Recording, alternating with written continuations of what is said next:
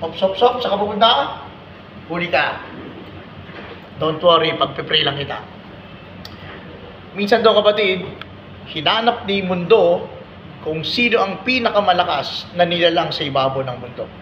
Nilapitan niya si Bato, sabi niya, Bato, ikaw daw ang pinakamalakas na nilalang sa ibabaw ng mundo. Sumagot si Bato, hindi ako. Si Bakal ang pinakamalakas na nilalang sa ibabaw ng mundo. Bakit? Kasi si Bakal, kayang-kaya niya akong durugin. Lumapit si mundo kay Bakal, sabi niya, Bakal, sabi ni Bato, ikaw daw ang pinakamalakas na nilalang. Sabi ni Bakal, hindi ako. Ang pinakamalakas na nilalang ay si Apoy. Bakit? Sapagkat si Apoy, kayang-kaya niya akong tinawin. Lumapit ang mundo kay Apoy. Sabi niya, Apoy, ikaw daw ang pinakamalakas na nilalang sa ibabaw ng mundo. Sumagot ngayon, sabi niya, hindi ako. Si tubig ang pinakamalakas kasi pag binuhusan niya ako ng tubig, mawawala ng silbi ang apoy ko. Lumapit ang mundo kay tubig. Sabi niya, tubig, ikaw daw ang pinakamalakas na nilalang sa ibabaw ng mundo. Sumagot si tubig, hindi ako. Si araw ang pinakamalakas na nilalang. Kasi pag binilad niya ako, mag-e-evaporate ako. Lumapit ang mundo kay araw. Sabi niya, araw, ikaw daw ang pinakamalakas na nilalang sa ibabaw ng mundo. Sumagot si araw, hindi ako. Si ulap ang pinakamalakas. Kasi pag tinakpan ako ni ulap, mawawalan ako ng kapangyarihan. Lumapit ang mundo kay ulap. Sabi ng mundo kay ulap, Ulap, ikaw daw ang pinakamalakas na nilalang sa ibabaw ng mundo. Sumagot si ulap, hindi ako. Si hangin ang pinakamalakas. Kasi pag hinipan niya ako, anytime or any place, doon ako mapupunta. Lumapit ang mundo kay hangin. Hangin, ikaw palang pinakamalakas na nilalang sa ibabaw ng mundo. Sabi ni hangin, hindi ako. Ang pinakamalakas na nilalang sa ibabaw ng mundo ay ang bundok.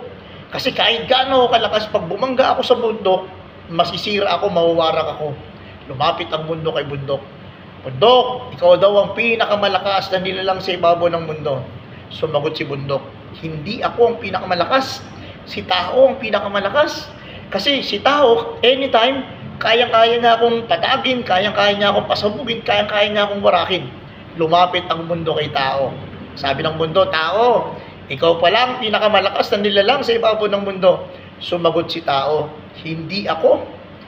Si kamatayan ang pinakamalakas na nilalang sa ibabaw ng mundo. Sapagkat lahat ng tao ay mamamatay. Lumapit ang mundo kay kamatayan. Sabi ng mundo, kamatayan, ikaw pa lang pinakamalaking at pinakamalakas na nilalang sa ibabaw ng mundo. Sumagot si kamatayan. Sabi niya, dati yun, 2,000 years ago, ako ang pinakamakapangyarihan sa ibabaw ng mundo.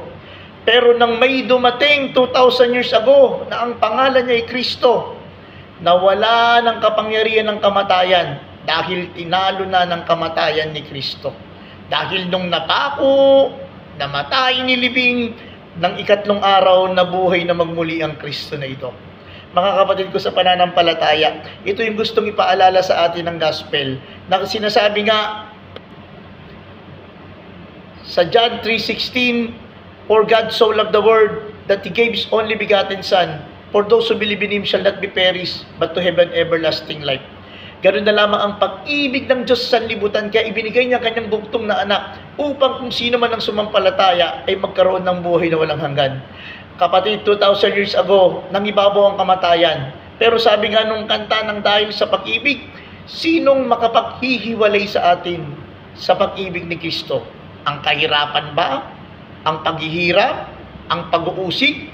O maski ang kamatayan, walang makapaghihiwalay sa atin sa pag-ibig ni Kristo. Anong gustong ipaalala sa iyo, kapatid, ng salita ng Diyos? Kung tinalo ni Jesus ang kamatayan, ano pa kaya yung sakit mo? Kayang-kayang talunin ni Kristo yan.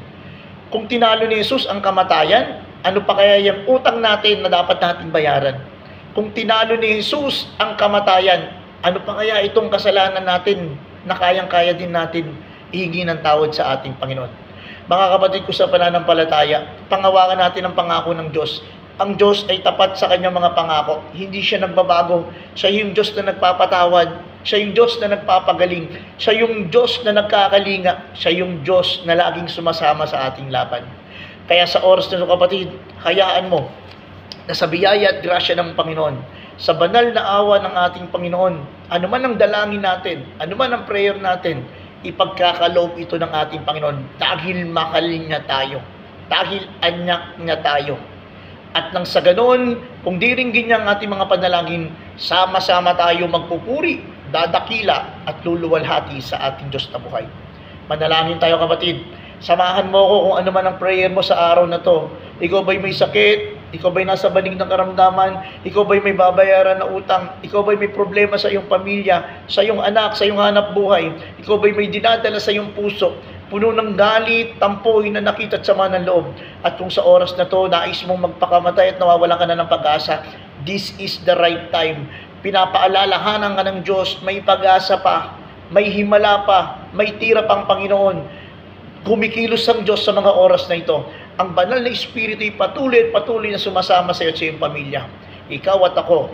Sabi nga, 2 o 3 na nagkakatipon sa pangalan ni Jesus, naroroon siya sa kalagitnaan nito. Na naman talian sa lupa ay tatalian sa langit, at naman pakawalan sa lupa ay papakawalan sa langit. Samahan mo ako kapatid, sa pangalan ng Ama, ng Anak at ng banal na Espiritu. Amen. Amang dakila Diyos na buhay, sa oras po na ito ay tinataas ko po ang aking kapatid. At kung sino man po nga aabutin ng iyong tinig, ng iyong mga pangako, na ikay Diyos ng pag-ibig, ikay Diyos ng pagpapatawad, ikaw ay Diyos ng kalinga, ikaw ay Diyos ng manggagamot, ikaw ay Diyos na nagpo-provide. Sa oras po at pagkakataong ito, humihiling kami sa tulong ng iyong banal na Espiritu. Patuloy po kaming pag-alabin sa aming paglilingkod. Patuloy po kaming gamitin sa iyong ubasan. Patuloy mo kaming palakasin, patatakin at gamitin, Panginoon, upang maging daluyan ng pag-asa, ng pananampalataya at pag-asa at pag-ibig sa ibang tao. Amang dakila, sa oras po na ito, sa matamis mong pangalang Jesus, anumang karamdaman na meron ng aking kapatid na ito ay aming tinatalian, ito'y aming winawarak, ito'y aming tinatapakan, ito'y aming niyuyurakan sa matamis na pangalan ni Jesus. At sa oras po na ito, malaya kang kumilos. Ang banal na Espiritu mo ang siyang maggabay sa amin.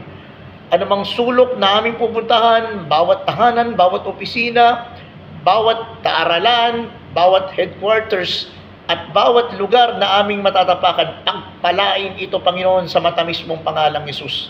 At anuman po yung nararamdaman ng aking kapatid sa oras na to, ito man po'y guilt, ito man galit, tampo, sama ng loob, o anumang kasalanan na meron siya na hindi mabitawan, espiritu ng kahalayan, espiritu ng mga paggawa ng kamalian, espiritu ng bisyo, espiritu ng pagnanakaw, espiritu ng pagiging makasarili, sa oras at pagkakataong ito sa matamis na pangalan, kay aming pinapalayas sa katawan ng tao na ito, at anumang masamang espiritu na nais gumambala sa kanyang buhay, sa kanyang pamilya, sa kanyang tahanan, sa kanyang anak buhay, ito'y aming pinapalayas sa matamis na pangalan ni Jesus na aming Panginoon.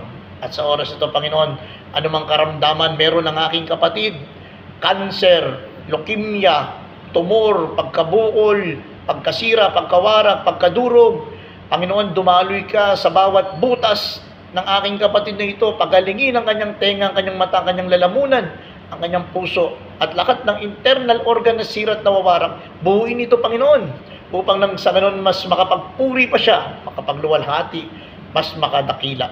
At sa oras po na ito, itinataas namin anuman pong mga gawain na magpupuri at magiging daan ng pagdakila sa iyo. Pagpalain mo po ito financially, spiritually, emotionally.